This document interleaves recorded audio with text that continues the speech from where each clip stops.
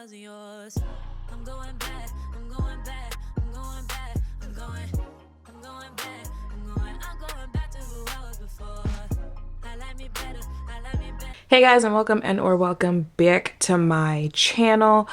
I know, another makeup and true crime that doesn't have any true crime, but baby, it is the first. Okay, so that means your girl's going to be very busy for the next I want to be like back up and running no later than like mid-July. So y'all gonna have to bear with me as far as the content goes, but I'm doing the best that I can, okay? But I had to just pop in real quick because I saw the comments. I appreciate y'all letting me know that y'all are on verdict watch with me when it comes to Karen Reed, and the verdicts finally come in, kinda, sort of. If you guys want to know what I mean, let's go. Okay, y'all, so when we left off I believe I posted the video last Wednesday, but I told you guys that last Tuesday, the case was handed over to the juries. They were in deliberation, and hopefully by the time I had posted that video on Wednesday, we would have got an answer. Well, we didn't get an answer on Wednesday. We didn't get an answer on Thursday. When we got to Friday and there was still no answer, I'm not gonna lie, the nerves started to kick in because like the longer it takes, the more it's not looking too good, especially in cases where you think like there should be like an answer like right away, right? Whether you're thinking guilty, not guilty. In this one, I feel like a lot of people were like, baby, you should easily come back and say like not guilty on this one. But when it came to Friday, the foreman of the jury sent in a letter to the judge saying, we cannot come to a decision. We've tried, we've exhausted all of, the option that we can, but we cannot convince everyone to come to a unanimous decision. So that letter was sent in to the judge. The judge spoke to the state and the defense. The state argued it's too soon to call it in for the jury because there was a lot of evidence. There were a lot of witnesses.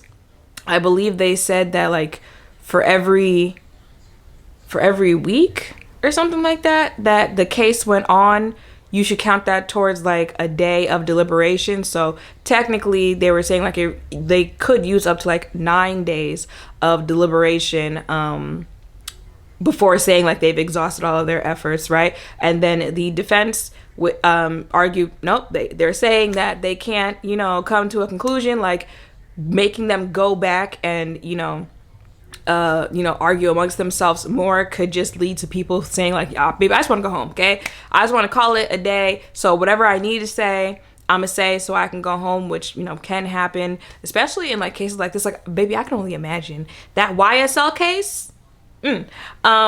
So the judge, of course, ultimately decided to make the jury go back and deliberate some more. So then we go into the weekend. Saturday, Sunday just passed, and then boom, Monday, they once again were like, baby, we can't. Like, I don't know what more do you want from me? We cannot come to a conclusion on this. So she read them one more, I forgot what it's called, but basically it was supposed to be like, in simpler terms, like we just gonna cut this straight and dry. Like if you feel she is not guilty, this is how you can convince whoever's left that she's not guilty, and then vice versa. If you feel like she is guilty, like we gonna send you back in one last time. Sent them back in, and the jury came back and still said they could not come to a unanimous decision, that it was very split between them. So the judge has declared that this trial is a mistrial. I do not believe they polled the jury to see, if it was like 7 guilty and, 3 not guilty. I don't believe they did that. I might have missed it. I've also been like running around. So I might have missed that, but I don't believe they did that. Thoughts on the mistrial? Once it hit like the 3rd day of deliberation and they still had not come to a conclusion, I was like, I'm pretty sure I see where this is going. It's going to be like a hung jury, and it'll ultimately lead to a mistrial. A lot of people feel like that's a good thing that it led to a mistrial. A lot of people feel like that's a bad thing because of course if it's a mistrial, the state can then retry her. Will they change some of the charges after seeing how it went the first time? Like, okay, maybe we can't get her for like whatever it was, if it was homicide, whatever she was charged with originally, but maybe we can get her for like manslaughter, maybe we can get her for this, that, and third. So that's a way that it could work for the state being able to try her again. Of course, you know, now seeing the witnesses on the stand and seeing how they testified, that could also help the state in how they move forward with retrying her, because I want to say like maybe not even an hour after it was declared a mistrial, they already put out a statement saying that they do intend to try her again. So a lot of people were saying it leading in a mistrial helps the state the second time around if they do try the case again, which they say they are going to try the case again. Now, a lot of people say it does not help the state, and actually helps Karen that it ended up in a mistrial, because first of all, baby, good luck trying to find a jury, especially in that Massachusetts area. It's not Boston. It's like some town in Massachusetts, but like good luck trying to find you know, an impartial jury anywhere in Massachusetts, baby. I am in Georgia. I don't think people in Texas, Florida, it's especially it being like, you know, such a wide broadcasted trial. Good luck with that. Also, we done seen the evidence that you guys have. We done seen the witnesses that you guys have. You would have thought the first time around that you would have put your best shooters in front.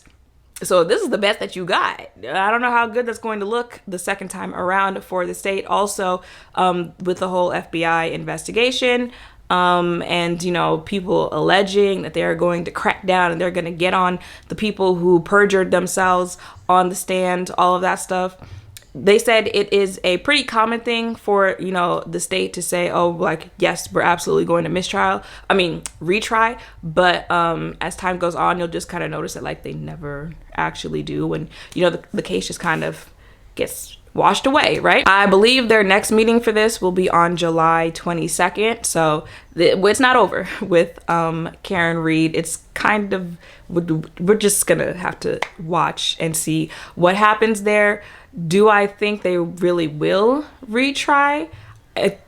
I could see that they would, because clearly, like, if you're paying attention, this is a very much like, we want to pin this on her. We like, right? Which is usually the way you would think they would act when it involves a cop, but watching how they investigated this case, the fact that he was a cop didn't mean anything to y'all, especially the investigators, right? But now that it's just kind of like we're sitting on principle, like, we are going to make sure that you go down for this. I could see them very much so retrying this case. Of course, like I said, the FBI investigation will definitely play a role here. We'll see how that goes. However, I do think it will be a little harder the second time around. Like I said, when it comes to the witnesses and the evidence that they had, all of that stuff, because like it's already starting to cave in on the people that were on the stand. If you guys remember the lead investigator who got up there and really just like made a fool out of himself, made a fool out of the process. You know, he was the one that was in the group chats with like childhood friends talking about Karen's leaky balloon knot. He has been relieved of his duties yesterday. I believe that was announced after it was declared a mistrial. So I don't know if they were just sitting waiting to see what was going to happen with the case, but he has been relieved of his duties.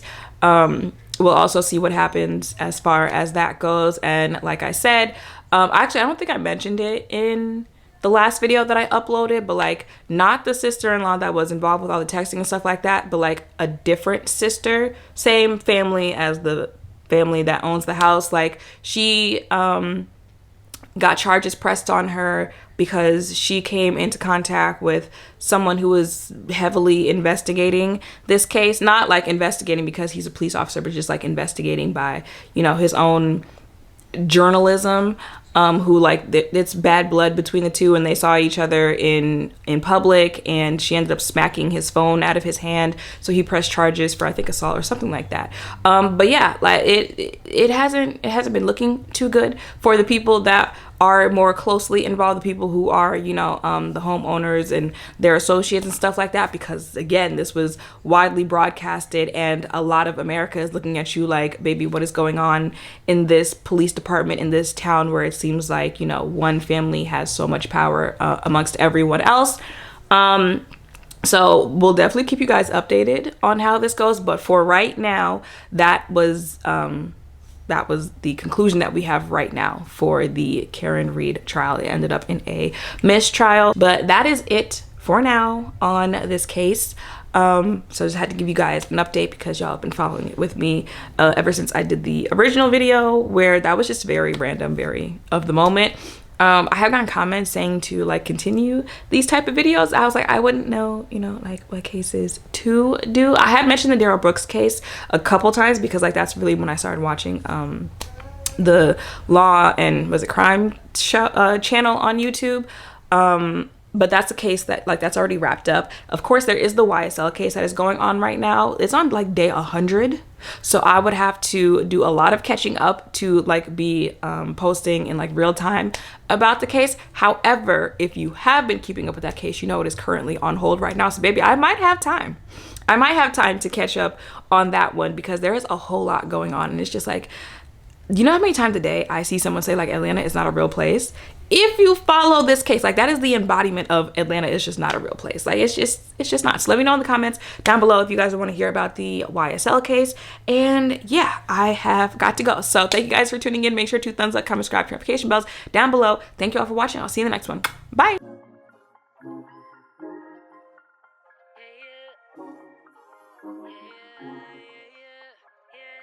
yeah, yeah, yeah, yeah.